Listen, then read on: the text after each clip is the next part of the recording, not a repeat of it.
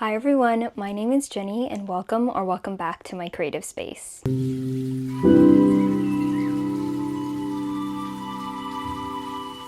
today's video, I wanted to sit down and chat with you about the 25 books I want to read in 2025. When I get through my list, there are quite a few series that I'm going to be talking about, and I didn't want to make the list boring and list all of the books in the series, so I just picked one of those, but the hope is that I continue on with the series as I read this year. I'm going to start chatting about the books that I own, and then we're going to talk about some new releases that have yet to come out as well, and then just some miscellaneous books that I just don't physically own. So the first book for my 25 in 25 is going to be The Empire of Gold by S.A. Chakraborty. This is the third book in the Daevabad trilogy that I started last year in 2024. This one follows our main character, Nari, who accidentally summons a djinn in this ritual she does, and then she's carted off to the city of Daevabad where she gets embroiled in the kingdom's politics. I really like the way that this story is narrated as it follows 3 point of views, and I'm cautiously optimistic on how this last book will end. And the next book, this isn't necessarily a completed series, but this is the last book for Magnolia Parks specifically. This is Magnolia Parks Into the Dark. It's in the Magnolia Parks universe. I believe the Daisy Hates books have yet to really have a release date for the next one. I think there might be 2 for Daisy Hates, but I'm pretty sure this one is the last book specifically for Magnolia Parks. I kind of started reading it with my friend Lori, but I told her that I'm reading this really slowly because I'm a little bit afraid of what will happen in this book, and I'm crossing my fingers that our girl can get a happy ending. The next book is a second book in a romantasy series that I started. I don't really remember when I started it, but it is Blood Solace by Vela Roth. This is the second book, the first book being Blood Mercy. This book follows Cassia, who is our main character. She is the daughter to the king in this kingdom, and then her romantic interest is Leo, who is a Hesperian, which is basically this world's vampire. The dynamic between the two is very wholesome, very safe. There's not too much conflict going on, but from book 1, there was a very interesting political plot, and I really liked the way Vela Roth built out the world. I think in this book, from what I've heard, there's a lot of angst that happens in this one, so I'm very, very excited. This is definitely like a palate cleanser read because the fact that the couple works so well together and there's not really conflict. Most of the conflict between the two is about their outer world and things that they can't really control. It's so refreshing to read, so I can't wait to get back in and get to read more about my little cinnamon roll characters. The next book is a book in a kind of interconnected contemporary romance series, and that's Heartless by Elsie Silver. This is the second book in the Chestnut Springs series, and this one specifically is a single father nanny romance.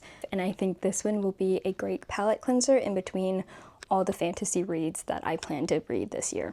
The next book that I have is going to be Jen Lyons, The Name of All Things. This is also the second book in this series, and in this series we follow our main character Kieran, who is basically like the bastard son of the royal family, and he doesn't really know that he's the bastard son until some circumstances come about and he is reunited with the royal family and he's told about his lineage, and he is very much fighting against his destiny, but his family kind of pulls him in and is using him almost as a chess piece in order to claim more power for themselves in the royal house.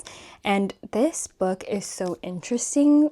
At least the first book, obviously I have not read this yet, but the first book is so interesting because it is told in a dual POV where Kieran is telling his own story and this other person he's discussing his life story with is also telling his story through their point of view and other people's point of view that they know. I can't wait to finish this series. A few of my good friends, this is like one of their favorite series, and so I just want to see what goes on in this. And my friend Michelle also told me that there is a character you meet in book 2 that she thinks that is going to be like my fave, and I don't know who they are, but I'm very excited to meet them. The next series that I am in the middle of and that I want to continue on with this year is Veronica Speedwell, and I'm currently reading book 3, so I'm just doing the general Veronica Speedwell. I think now we're on book 7 or so. I'm not entirely sure how many books are in the series currently out and what will be planned for the ending of this series, but I'm currently in the middle of book 3 and I just am reminded about how much I love their dynamic, and so I can't wait to read more of that this year and maybe possibly catch up because they are quite quick reads. And I also suggest that if you want to try the Veronica Speedwell series, to read it via audio because I think the audio narrator does a really good job. And then the last book in a series that I'm currently in the middle of is the Lady of Darkness series, book 2. I think book 2 is called Lady of Shadow. I'm not entirely sure, but I will have the cover on there to correct myself if I'm wrong. This is the second book in the series of 5 books. In the Lady of Darkness series, we follow Scarlet, who is our main character and who also is a trained assassin. And she's trying to complete this mission in order to find out further information about the man who put out a hit on her mother. Although the first book was a little predictable in my mind, I don't think the predictability made it bad, and I really enjoyed the way we got to learn about our main character Scarlet and her friendship and romances in this book. There are some stronger topics of SA and abuse and all those kind of darker themes regarding our main character. So if you do want to read the series, I highly recommend that you check out the trigger warnings just to be sure that it is a book for you. Then back to the books that I physically own, we're going to talk about a few of the first books in a series that I want to start. This first one I'm going to talk about very quickly because I've had it in 2 videos and I've yet to start it, and that is Gideon the Ninth by Tassim Muir.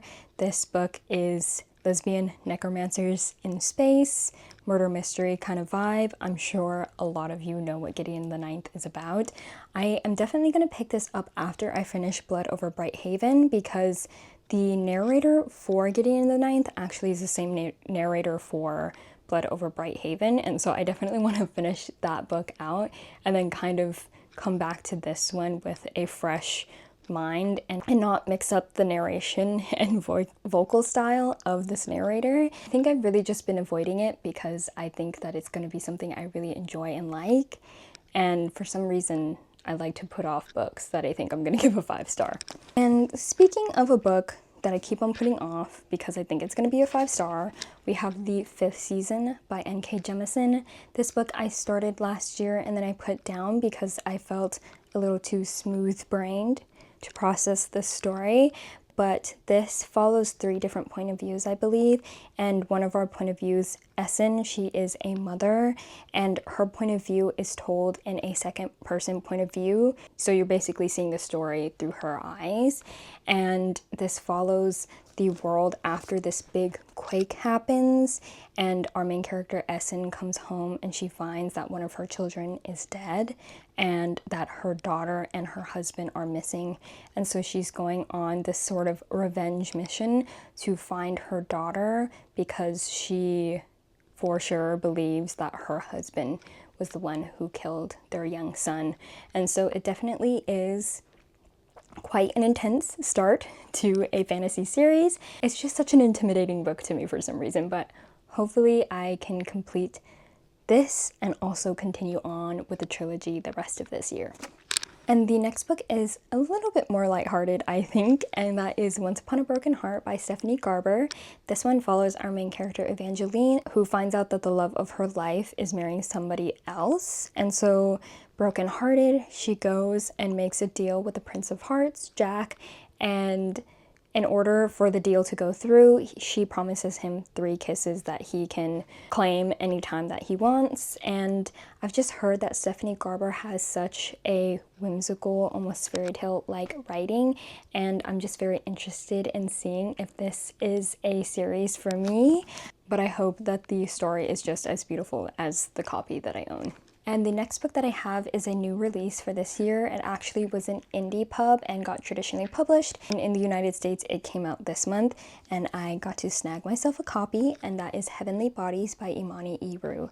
This one I've been highly anticipating. Just the concept alone about it being this sort of celestial world really caught my eye, and we follow our main character who basically is taking refuge in an enemy kingdom because she is tied to this destiny with this god who, when they fall in love, it destroys both of their worlds. And in order for that destiny to not come true, the god decides, I'm going to make your life a living hell so that there is no way that you could potentially fall in love with me. And so that god ends up destroying her kingdom and all the people she loves. And so she takes refuge in this enemy kingdom and is trained to hone her power by the enemy kingdom's general, I believe. So it's kind of like a mentor-mentee kind of romance. And I've seen online that there is a lot of yearning in this book. And one thing about me in a romance, yearning is top tier. But I'm cautiously optimistic, and hopefully this could be a new favorite for me this year. The next book that I have is a book that I'm actually buddy reading with my bestie Hanan next month in February, and it's The Art of Prophecy by Wesley Chu. I've just been putting off this read for some reason, but when my friend was talking about being interested in it, I said that I have it and that I've been wanting to pick it up, and she's the queen of buddy reads, so of course she wrote me in and I scheduled her in, and we are going to pick this up next month. But this basically follows a very interesting Chosen One story where this young child is prophesied to be the chosen one in this world, and instead of being honed to be this savior and weapon for the kingdom, he ends up being spoiled rotten. And we follow his mentor, Taishi, I believe her name is, and she comes to the village that he lives in to see and check up on how he's doing, because he's prophesied to kill this very oppressive leader. And she comes to find him to be this spoiled brat with no fighting skills whatsoever, and so she takes it upon herself to forge him into the weapon that he needs to be. And I just heard from other reviews that it's quite comical because our main character is kind of a take no shit kind of character, and so I'm just really excited to see the kind of spin on this classic storyline. The next book that I have is freaking massive one, and it is very stunning because I have the Broken Binding edition, and that is The Dragon Bone Chair by Tad Williams. Just look at that edge, it's so pretty. But this one I believe is a classic quest fantasy. We have this young apprentice who is being sent out to find something to help maintain the power in the kingdom so that a rival overlord does not take over and make their entire life miserable. But I heard this is a fantasy that has definitely impacted and inspired many fantasy that we see now. I think from a video that I watched from Tori Morrow, she said that this inspired George R.R. Martin for the Game of Thrones series, and I think she said that it is a more cozy Game of Thrones, but don't quote me on that. I've actually not watched Game of Thrones or read the book, so I can't be somebody who compares that story to this. But usually when I think of high fantasy that's described as cozy, I take that as it being a more slower paced, character-focused fantasy. And because I'm definitely a character-focused person, I think that this could really work for me. And if it doesn't, I'll be a little heartbroken because this is just so stunning. But I'm gonna give it a really good go, and I hope that this is a series that I really end up loving. And then speaking of Broken Binding editions, my last book for series specifically that I own, I believe, is going to be The Grace of Kings by Ken Liu. This one is a Broken Binding edition as well, and this book follows two like really close friends who end up overthrowing the kingdom together, and I think we just follow the aftermath of that as they kind of realize that both of their perspectives and ethos on how to run a kingdom differs, and we get to see the kind of political struggle between the two. I just know that one of my friends really, really loves this series. This is one of her favorites, and I do really like and enjoy a political fantasy. I think she also said that this book has a very like interesting evil female character, and you know, I think evil woman in a fantasy series is so fun to follow. Like, I think somebody who comes to mind is Aitmata, and if she gives me Aitmata vibes, I'm gonna be so excited. Hopeful that this can be a fantasy series that becomes a new favorite for me. Okay, and then we are going to talk about the last physical owned books that I have. They're not connected to series, but the first book that I have is Piranesi by Susanna Clarke. This is a book that's been on my shelves for quite a while. Like, this was one of the first few books that I purchased when I got back into reading, and I've just not found the time to pick it up. But this one is following our main character who is in this house, and this house has like many rooms and different mysteries. I have been told to go into this book without having any knowledge, so that's literally all that I know about the book, that our main character lives in a house. So hopefully that this one really works for me. Could potentially be a favorite of the year.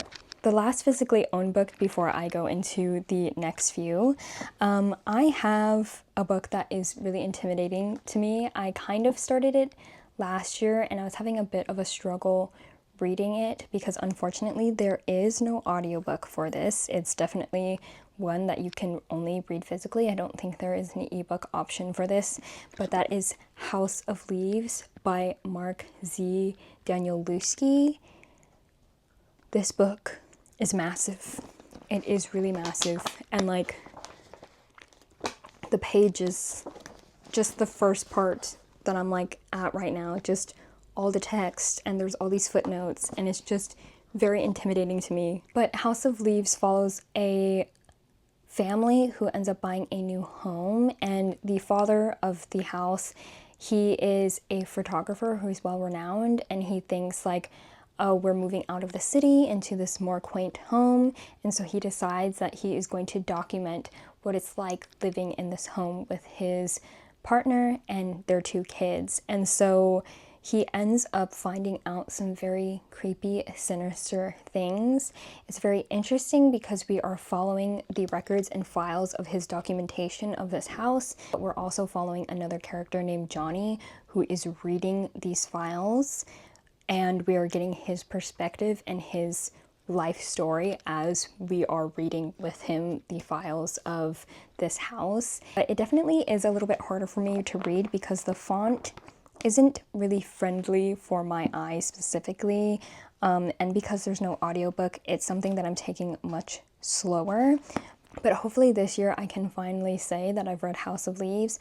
A lot of people kind of compare this to We Used to Live Here, but just much more complex. And so I can't wait to really dig in and start reading this once again. And so now we're going to talk about some books that I do not own. The next one that I would like to read is also part of a series, and it is the second book in the Forever Desert, which is a novella series by Moses Oze Atumi, and the book is The Truth of the Aleki.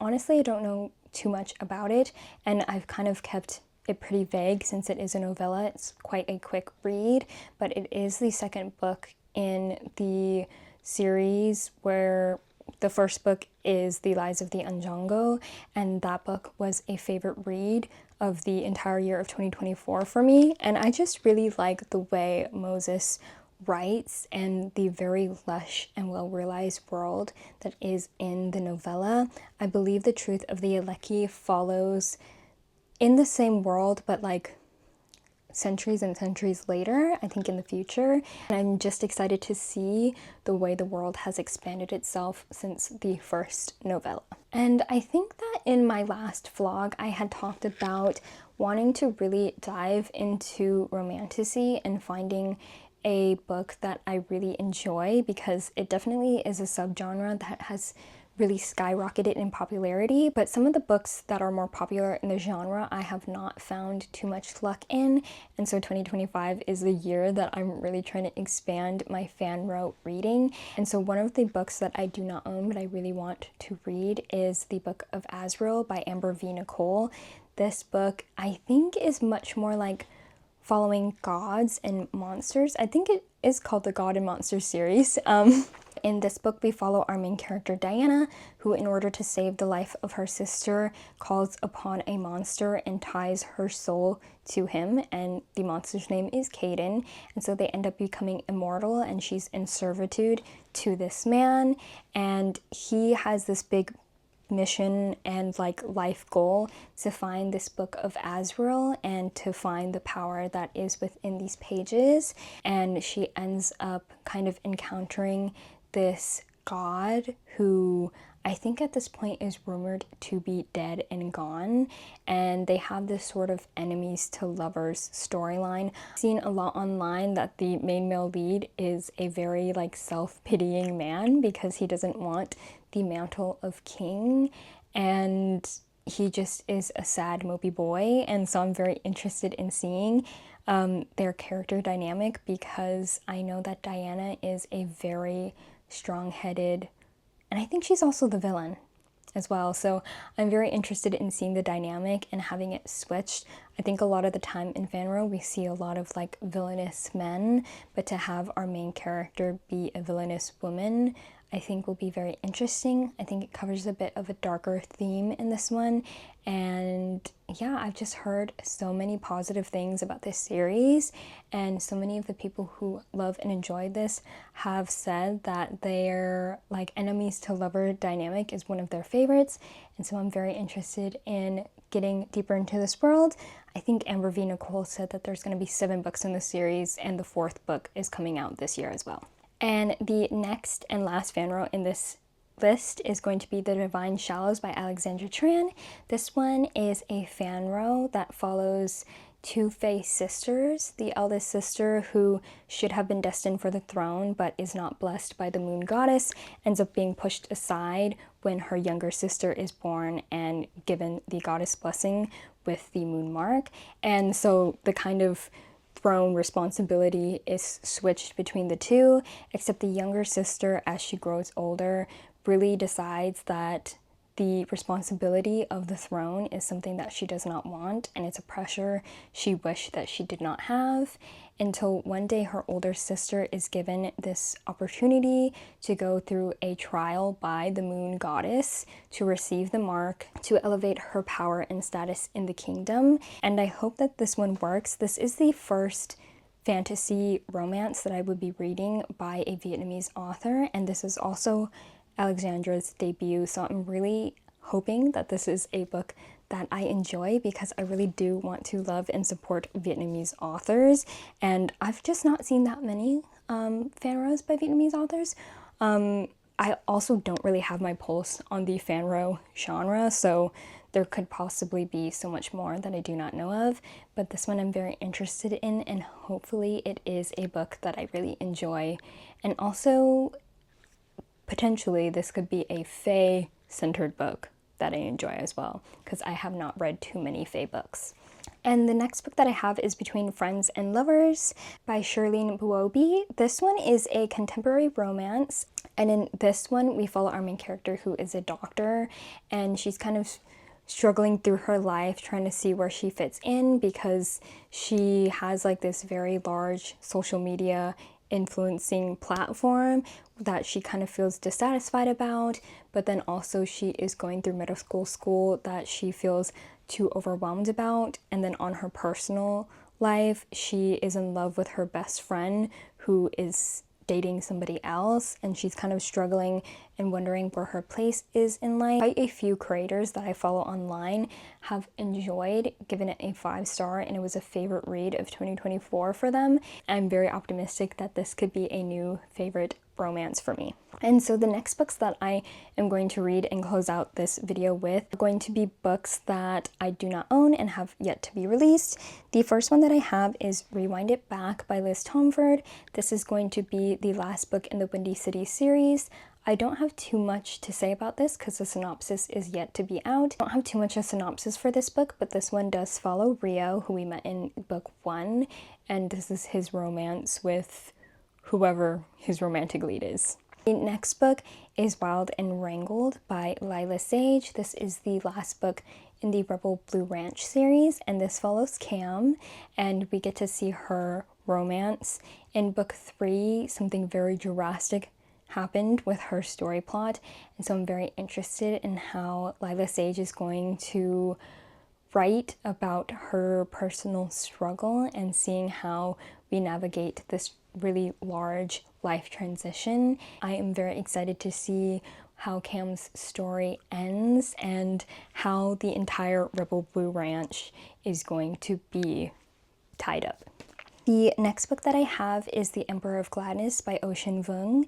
This one is Ocean's second novel, and I believe we follow our main character, who is a young man who ends up one day attempting to jump off a bridge, and this older woman ends up finding him and convincing him to not jump off the bridge, and he kind of complies with her and ends up deciding to be her caretaker. And I think this book follows a lot of a found family dynamic and finding your place in the world, but also as a younger person learning a lot from somebody who's older and vice versa.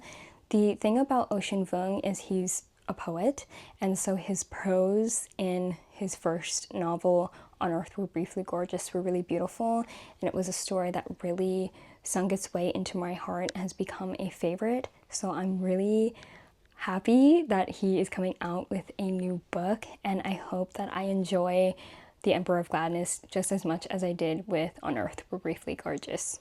The next book that I have is Immaculate Conception by Ling Ling Hong. This is the author of Natural Beauty. In this one we follow a more complicated friendship dynamic between these two women. I think one of her strong points in Natural Beauty for me was the way she wrote about familial dynamics, and the emotion in it was so palpable, and so I'm very interested in seeing how this ends up going, and also what exactly the horror elements will add up to. And the very last book that I have on my 25 to 25, if I've counted correctly, crossing my fingers that I did, is going to be Catabasis by R.F. Kuang. This book, I believe, comes out in the middle of the year, so I have some time to pick it up, and the cover has yet to be revealed, but I have seen a cover leak. I won't put the cover leak here, but I will put the placeholder cover for you to see. This one follows two academic rivals and their trip down to hell to save their professor. That's all I know about that one, but I am very excited to see how R.F. Kuang tackles this story, and although it's not labeled as a romance, I think this is her more romantically forward novel, and so I'm really excited to see how we navigate that relationship and getting to see a slightly different side of R.F. Kuang's writing, hopefully, and I hope that is going to be a new favorite. I am very optimistic about the reads that I have on this list, and I'm really hoping that all of these books are like a 4-star and above, and hopefully I can find some new all-time favorites in this list. If you have some books that you are highly anticipating reading this year, I would like to know. And if you've made it all the way to the end and have nothing else to say, let's put some star emojis in the comments for Heavenly Bodies. I thank you so much for being here while I yap about the books that I am holding myself accountable to finishing in 2025. I hope you enjoyed this video, and I will see you in the next one. Bye!